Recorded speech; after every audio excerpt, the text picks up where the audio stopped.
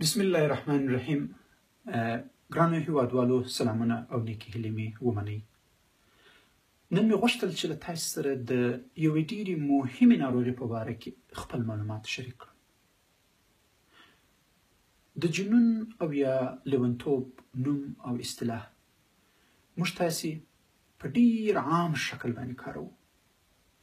د طب ډېرې بېلې ناروغۍ هم سره راټولې کړي دي او همدا یوه اصطلاح ورته کاروو. د مثال په ډول باندې که چېرته د یو انسان له پیدایښت څخه دماغ نشونما ونه کړي او هغوی ته د زده کړې مشکلات پیدا سي، له هغه څخه رانیولې هر هغه وخت چې د سایکوسس په نامه باندې ناروغي خصوصا چې په ځوانانو کې پیدا کېږي، تر دې او له دې ځای څخه نیولې الا چې څه وخت زموږ تاسې عمرونه تیر سي او انسان شیخ فاني سي او د مختلفو طبي ناروغیو په واسطه باندې هغوی د تعقل او تفکر قوه له لاسه ورکړي. دغو ټولو ناروغیو ته موږ تاسې یوه اصطلاح او نوم کاروو. زه نه غواړم چې د طب مختلفې ناروغۍ د هغوی نومان و ژبې ته یا زموږ تاسې و ژبې ته راوژباړم، په دې وجه باندې چې زه فکر کوم چې دغه علم د یو کس، یو شخص، د یو طبیب د سویې څخه ډېر اوچت دی. په هغه کې امکان لري د ژبپوه ضرورت وي، د طبیب ضرورت وي، او که چېرته موږ تاسې د جنون یا لیونتوب په باره کې خبرې کوو، نو په هغه صورت کې امکان لري د قانونپوه، د حقوقپوه، ټولنپوه، د دغسې ټول یو ګډ کاري ټیم ضرورت وي تر څو دغسې اصطلاح ژبې ته راواړوي او یا یې ترجمه کړي. زه غواړم چې د دې بحث خاص تمرکز چې ده په هغه ناروغي وکړم چې هغه ته موږ په طب کې سایکوسس وایو او متاسفانه هغه تر ټولو زیات په ځوانانو کې پیدا کېږي.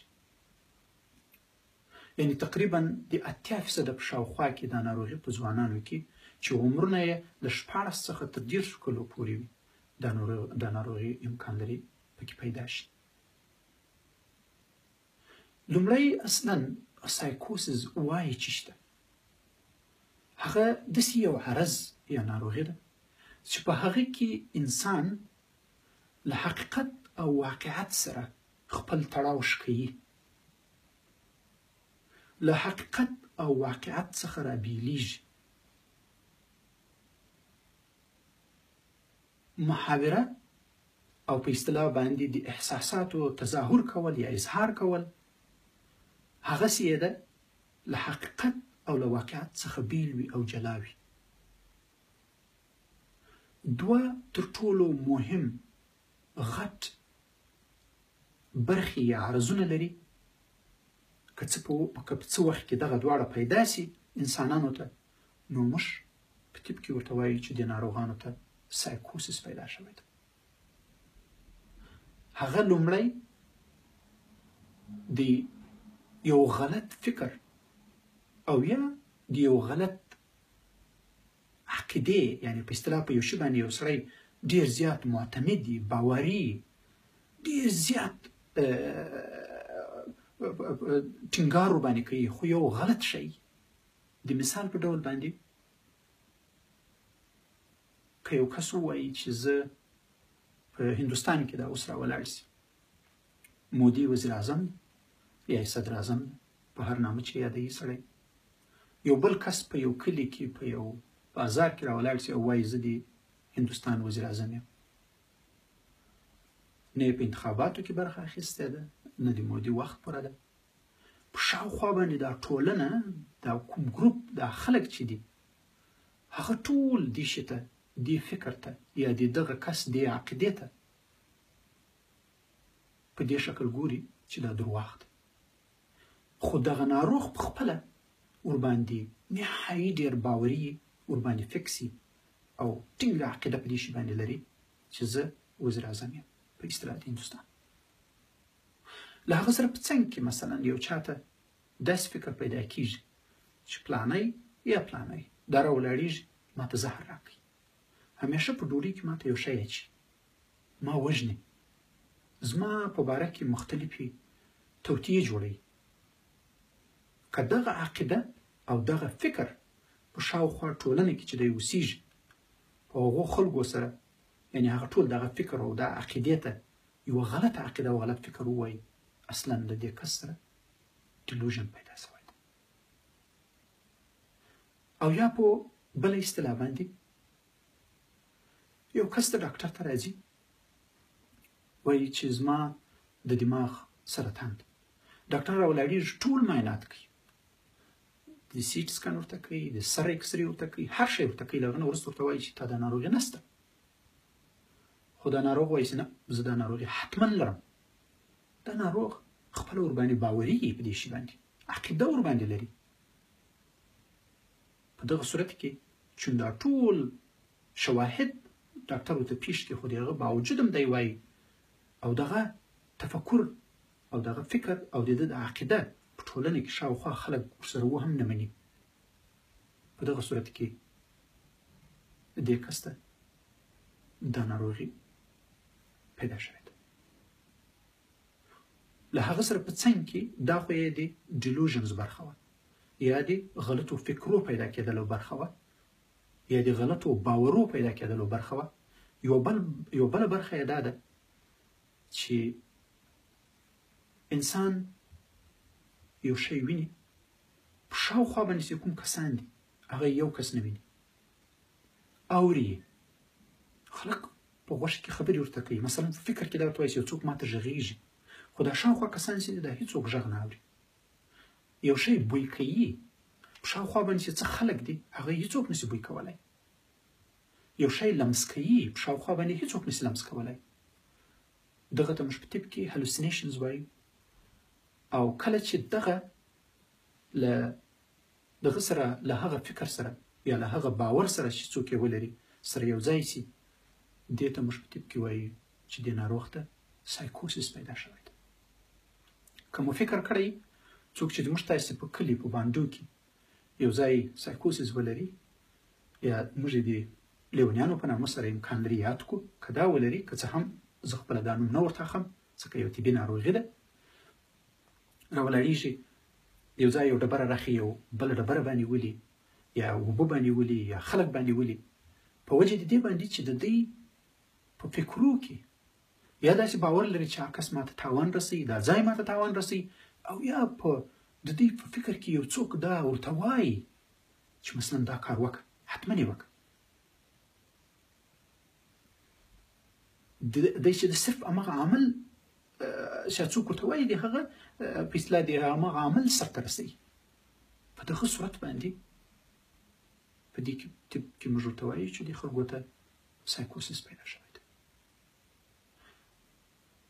اوس چې کله دغسې ناروغان چې یا داسې فکر ورته پیدا شوی او یا داسې شیان ویني، ګوري، اوري، لمس کوي، هغه چې روغتون ته راشي موږ څه ورسره کوو؟ که د لومړي ځل لپاره روغتون ته راشي، موږ دا عقلي او رواني یا شفاخانې ته نه لیږو، عمومي شفاخانې ته یې راوړو، ځکه ډېری داسې ناروغۍ دي چې هغه امکان لري د سایکوسیس باعث وګرځي. مثلا موږ چې کله سینه بغل کېږو، ساه مو بندېږي، سینه مو درد کوي، وجه دا ده چې د سږو وظیفه د ساه اخیستل دي، چې څه وخت هغه په انتان باندې اخته شي نو حتما به د موږ تاسې ساه بندېږي. همدغسې د دماغ وظیفه د بدن کنټرول او له هغه سره په څنګ کې تفکر او تعقل د دماغ وظیفه ده. نو که چېرته په دماغ یا په مغزو کې یو مشکل رامنځته شوی، حتما مریض ته ناروغ ته مختلف شیان پیدا کېږي، هر څه سره ګډوډ کېږي. نو په دې وجه باندې دې ناروغانو ته موږ د وینې معاینات کوو، دې ناروغانو ته موږ ګورو چې دغه له کومو دواو یا له مخدره موادو د موضوع نه ورته پیدا شوې، او له هغه سره په څنګ کې موږ ورته د سر سی ټي سکان یا ایکس رې کوو چې په سر کې څه مشکل خو به هلته وجود ونه لري. ډېری سایکوزیس یا دا ناروغي چې ده یا دغه عرض چې د په اصطلاح کې سړی ووایي دا په ډېریو ناروغیو کې پیدا کېږي. تر ټولو یې ډېر زیات عام چې ده هغه د مخدره موادو استعمال ده. مثلا څوک چرس څکوي، امکان لري سایکوزیس ورته پیدا شي. هیروین څکوي، الکوهول بې حده زیات خوري، او له هغه سره په څنګ کې په غربي نړۍ کې د امفیټامین په نامه باندې یا د کوکین په نامه باندې نور ډېر داسې مخدره مواد موجودیت لري چې ناروغان یې کله وخوري امکان لري په سایکوسیس باندې اخته شي. او د دغه لپاره موږ مخصوص د بولو معاینه کوو چې تر څو موږ پکې پیدا کړو چې آیا ناروغ خو به دغسې څه نه استعمال کړي چې هغه د سایکوسیس باعث ګرځېدلی. له هغه څخه وروسته چې کله موږ دواوې، مخدره مواد له هغه سره په څنګ کې عضوي ناروغۍ او د دې تشخیصونه یوې لارې ته کړو او پیدا یې نه کړو، له هغه نه وروسته موږ فکر کوو چې دې ناروغ ته رواني ناروغي پیدا شوې ده. په رواني ناروغیو کې بیا خورا ډېرې ناروغۍ دي چې هغه امکان لري د سایکوسیس باعث وګرځي. یا زموږ تاسې په اصطلاح باندې موږ د جنون یا لیونتوب نوم یې ورته استعمالوو، دې خلکو ته د دې باعث شي. مثلا که یو سړی نهایي سخت ژور خفګان ولري، امکان لري همداسې باورونه او فکرونه ورته پیدا شي، یا دی شی وویني چې هلته موجودیت ونه لري، نو موږ په دغه صورت کې وایو چې امکان لري دې خلکو ته سایکوسیس هم پیدا شوی ده د دې خپل ژور خفګان سره یو ځای. مثلا خصوصا څه وخت چې ښځې حاملې او ماشومان یې پیدا سي، په دې لومړیو شپږو هفتو کې په ځینو ښځو کې امکانات یې ډېر شته چې دوی ته سایکوسیس پیدا شي د ولادت څخه وروسته. او یا هم چې موږ تاسې په اصطلاح د طب په اصطلاح باندې موږ ورته بایپولر ډیسارډر وایو، هغه هم امکان لري د سایکوسیس باعث شي. له هغو څخه مشهوره کس چې ده هغه په اصطلاح باندې اوس چې داسې فکر کېږي چې هغه وینسنت وان ګو چې یو ډېر مشهور آرټیست دی دنیا، حتی تر دې پورې چې خلک یې صرف په هالند پورې هم نه تړي او د ټولې د ځمکې د کورې یو دغه یې بولي په اصطلاح باندې یو انځورګر یې بولي، هغه هم دا مشکل درلود. اکثر وخت به ورته دغه پیدا کېدل، سایکوسیس به ورته پیدا کېدو، حتی خپل غوږ یې لا کله یو ځل پرېږدو. نو زما اصلا د دې پرزنټیشن یا د دې معلوماتو هغه اصلي هدف چې و هغه دا ده چې دغه ناروغي یو خو په ځوانانو کې پیدا کېږي او بل له هغه سره په څنګ کې طبیب د دې په ناروغي په علاج کې یو ډېره کوچنۍ برخه ده. تر ټولو غټه برخه په دې کې د ټولنې د کورنۍ ده. همدغه ناروغان په غربي نړۍ کې اکثریت یې مشکلات تر ډېره حده پورې دولت یا حکومت یا روغتونونو په غاړه اخیستي. څه وخت چې حمله د ناروغي ورباندې راسي، په شفاخانه کې دوایي ورته ورکول کېږي، خو چې څه وخت جوړ سي په هغه صورت کې بیرته ټولنې ته ځي او کار کوي. اولادونه لري، ماشومان لري، ښځې لري، وروڼه لري، خویندې لري، هر څه لري. د موږ تاسې په شان باندې ناروغان دي. لکه څرنګه چې په سر درد کېږي، لکه څرنګه چې زموږ تاسې په زړه درد کېږي، د زړه حمله را باندې راځي، دا ناروغۍ کټ مټ د هغو ناروغیو په شان دي. د دې ناروغیو علاج وجود لري. اکثریت ناروغیو حمله په یو انسان باندې راځي، د یو څو هفتو لپاره دوام کوي، امکان لري تر ډېره وخته دوام وکړي، خو د دواو په واسطه باندې هغه حمله له منځه ځي او همدغه ناروغان بیرته خپلې ټولنې ته راواپس کېږي او خپل کارونه په مخ باندې بیایي. نو هیله مې دا ده چې په دې کې دې ناروغیو ته نه صرف په دې شکل باندې وګورو چې صرف د ډاکټر ته بوزو او دوا ورته ورکو، علاج یې وکړو. له هغه سره په څنګ کې مختلفې دواګانې ورته وجود لري. له هغه سره په څنګ کې باید په ټولنه کې، په کور کې د داسې ناروغانو بیخي ډېر خیال وساتل شي. په اکثره وختو کې مثلا که چاته سایکوسیس پیدا سي، په جای د دې باندې چې شفاخانې ته یوړل سي، روغتون ته یوړل سي، دوا ورته ورکړل سي، د مرض تشخیص یې وسي، علاج یې وسي، د هغه په ځای باندې امکان لري مختلفو نورو ځایو ته یوړل شي. په داسې یو شرایطو کې ناروغ پیدا کړي څوک چې مثلا تړلی په کور کې، که حتی دغه ناروغي صرف د یو 2-3 هفتو ناروغي، خو که په دغسې شرایطو کې هر انسان واچي، که جوړ انسان واچي، ناروغ خو پرېږده، که جوړ انسان واچي، هغه لیونی کېږي او دماغ په مکمل شکل له منځه ځي.